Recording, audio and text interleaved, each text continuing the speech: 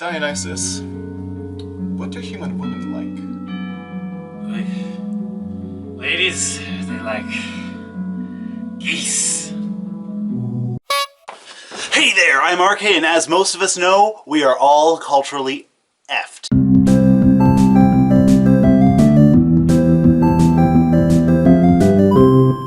We tend to think of religious institutions as being grand, stagnant, and unchanging. But religions, especially polytheistic ones, are much more malleable than you might imagine. Deities can get transported from one place to another and become adopted by different local traditions. Today we're going to talk about this cross-pollination between ancient Egyptian and Roman religions and how they changed with the times. Did you know that Egypt and Rome not only had an intimate political and economic relationship, but also a spiritual one?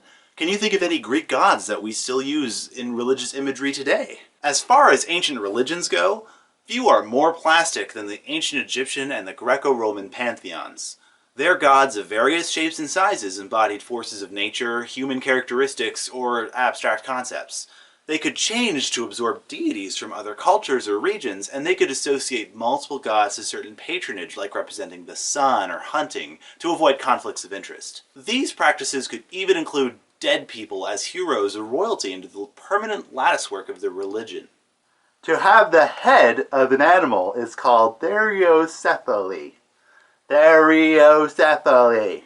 Egypt's gods are famous for their animal heads, making them instantly recognizable. Ancient Egyptians depicted their gods as animals where specific symbolism favored. The visual interpretations we see are to give us something to look at and examine more abstractly. Their true nature was to be left mysterious. For example, Anubis, everyone's favorite jackal, or maybe other wild dog. He was given this image because jackals are common scavengers of the time and preferred eating bodies as opposed to preserving them. Anubis is pictured with black fur, which represents the blackened skin of a preserved mummy and the blackened soil of fertility. No god's image was fixed and could change with each artist or priest. Many of the gods could be pictured in multiple forms. If there was an ancient Egyptian god of cuteness, it would probably be Khnum. Horus, pictured in the culturally effed banner, was one of the longest worshipped gods in the Egyptian pantheon. He is also known as Nekheni, from the city of Nekhen, meaning city of the falcon. Horus epitomizes the sky, and sometimes his right eye is the sun, and his left eye is the moon. He also represents kingship. Horus's mother, Isis, also had a dedicated and long-lasting cult to her name. She was the goddess of the throne, and would be widely considered the maternal protector of the pharaoh, providing their seat. Isis eventually made her way into being represented by the Roman pantheon, partly because she was already very similar to other goddesses, Demeter, Astarte, and Aphrodite, but also to help relations between Rome and Egypt. Her inclusion in the Roman pantheon meant her cult survived well into the 6th century, when all pagan religions were then banned by Christians. A lot of imagery of Isis and baby Horus was reappropriated by Christianity to instead represent Mother Mary and baby Jesus. Isis wasn't the only ancient god to have their imagery repurposed by Christians. Pan was the god of the wild and of shepherds, and later became the god of the satyr people. Pan is the go-to half-human, half-animal god in the Greek pantheon, but like a mermaid, animal parts on the bottom.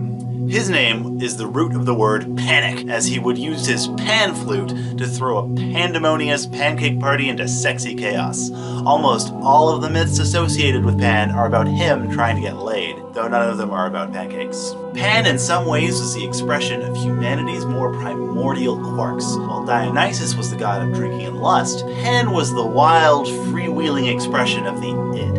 Unlike many of the gods, Pan was a direct route to nature, where most other cults in the system placed humans at a high stature just below the gods. Pan's followers held the thought that humans were just another animal in the ecosystem. When the Renaissance came around a few centuries later, artists would use the classical Roman stories as inspiration for their works, introducing Pan to mainstream Christian attention, where his imagery was then repurposed for the modern representation of Satan. That's why the devil is often depicted with hooves and a beard, because his imagery was appropriated from the ancient god of nature, Pan. His crazy pancake sex parties stayed the same, but now they were evil and usually involved more fire. Nobody likes burnt pancakes.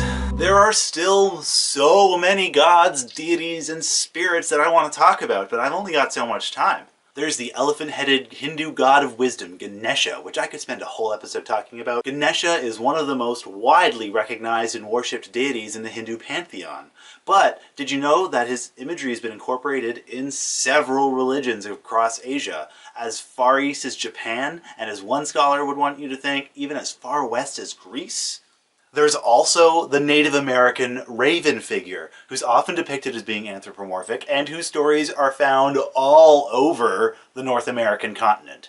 There's even anthropomorphism within the Christian Bible, so there's so much to talk about for future episodes. Culturally Eft was brought to you this week by Ra, may his light shine upon you. Culturally Eft was also brought to you by these stereocephalid people.